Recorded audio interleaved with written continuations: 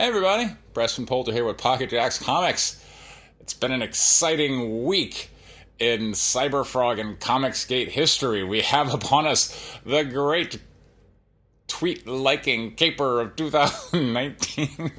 I mean, it's hard to say with a straight face. Before we get into that, just let me tell you, and the stuff I've been doing, the Indiegogo for White Label Issue 3 is complete. The Kickstarter should be complete as soon as I get those metal trading cards, which should be shipping out today. In which case, I will get them and then ship out all those orders by, say, Wednesday next week, in time to launch the campaign for Issue 4. Variant cover just came in. Looking pretty good.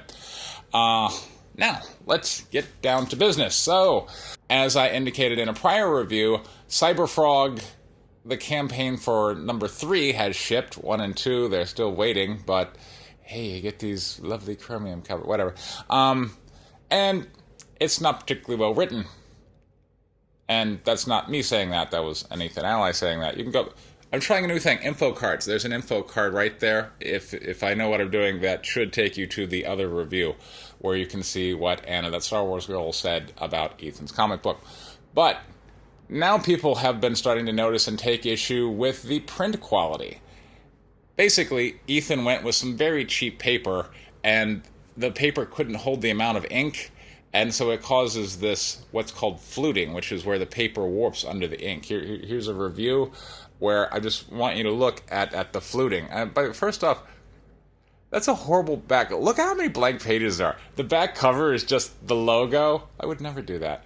And the inside cover is completely blank. Then we just get the title page, which is literally just the title. Who makes a comic book like this? But aside from that, look at the fluting on these pages. There's that one, and that one, and that one. And this is basically across the board. People have been posting, pictures of, ink damage, fluting, whatever you want to call it. And then, of course, those people in Comicsgate have come out and go, no, like you boys act like, oh, well. Isn't it amazing that the people who are within the movement can't agree that, oh yeah, Cyberfrog has ink damage, whereas those outside, I mean, look, I'm sorry, is this video fake? Or this picture here? So, of course, Ethan being Ethan, we've got to kind of draw emphasis away from the fact that you done messed up. You done messed up, Aaron! He does just something very interesting. War Campaign, being Ethan's little hit squad, forwards this tweet from That Ugly Truth on Twitter, which is showing how ink damaged his books were and what a poor product it was. And then War Campaign is now calling him out like, oh, we must attack, the line must be held here. They wish they were as masculine as Jean-Luc Picard. Anyway, to which Ethan now chimes in, and he does something I've never seen before. But he goes to this tweet and looks through all the people who have liked it. I don't even know how to do that. And goes, oh, wow, Mark Pelligrini, I think his name is Mark Pelligrini. If not, that sounds like a refreshing drink.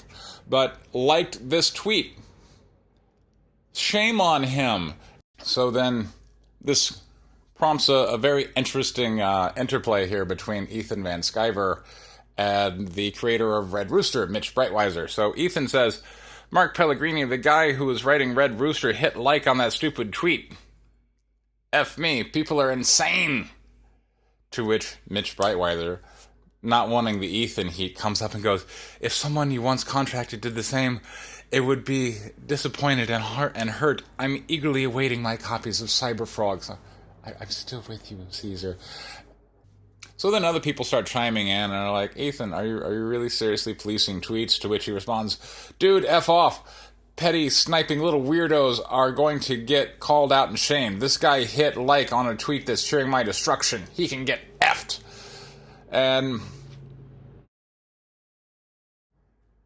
Edwin, meanwhile, in other Comicsgate drama, made a walk and talk video and just said some rather mild things, to which Ethan just spurgs out in a live stream, and then people are I mean, like, I don't even understand why Ethan is focusing so much on Edwin. But hey, once you cross the picket lines, man, it is absolutely open season, fair game on you. So we have this other tweet from Ethan Van Sciver. Mark Pelligrini liked a tweet that prayed for my demise. You're right that this can't hurt me, but you're doing the same thing to War Campaign. Those guys can't hurt you. Their memes can't affect you. They're just fans, and you try to destroy them. You're threatening to have them investigated. This is all very strange, Edwin. You know, Ethan Van Sciver loves to say that other people's activities are strange. Yet, the things he engages in, the fact that he's hailing War Campaign after all the things they've done, don't you find that maybe a little weird? Honestly, it's not that weird. It's incredibly straightforward once you understand how Comicsgate operates. Comicsgate operates like a corrupt labor union. We've got the boss, who is raking in the dough. We've got the enforcers, who go out in the shadows and do the dirty deeds, and they'll let you know who they're doing it on behalf of, and yet there's enough distance there that there's not legal liability for the mob boss, right? And then we have the ostensibly greater good for which this corrupt movement is running. If it's a labor union, it's, well, you don't want the evil corporate guys who don't care about, we care about the workers. That's why you need us here managing things. And it's the same message you get from Comicsgate of, well, the big two don't care about the readers. It's just all social justice nonsense. We care about the readers. Well, not enough to give them a good book, because, again, the thing about corruption is it often does not produce a particularly good product.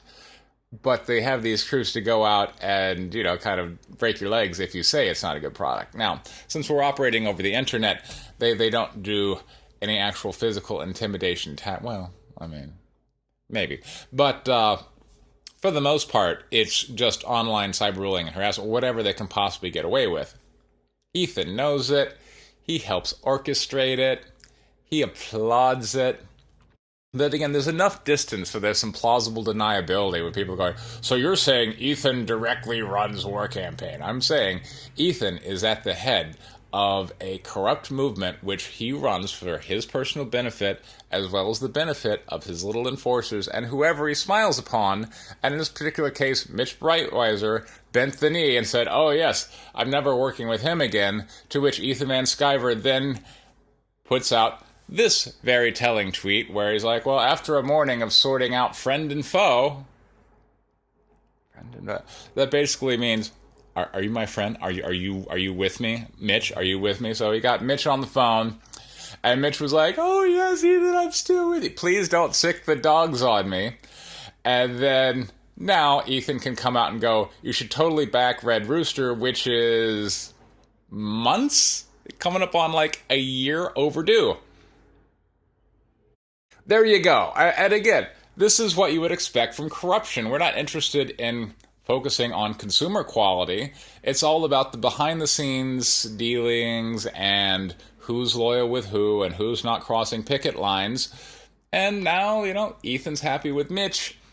Mitch still hasn't put out his book, but Mitch is happy with Ethan. They've all shook hands, and they're all in the one big happy family unit known as Comicsgate.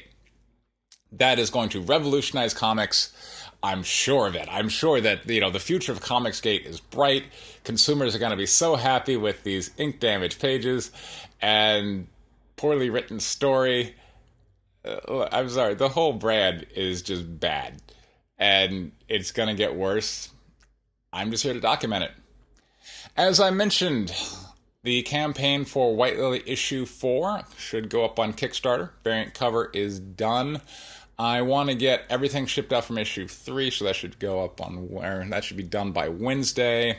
That'll put this project into the fourth quarter. I want to get it done in the third, but probably first week of fourth quarter. But I'm going to be rushing to get this one done and fulfilled, so I'm going to be using a local printer to get this done and fulfilled, and then we can go into Guinevere and the Divinity Factory, which ideally should be hitting either at Christmas or creeping into the new year. We'll see. But watch here for that. This has been Preston Poulter with Pocket Jacks Comics. Thank you very much for your time. Take care.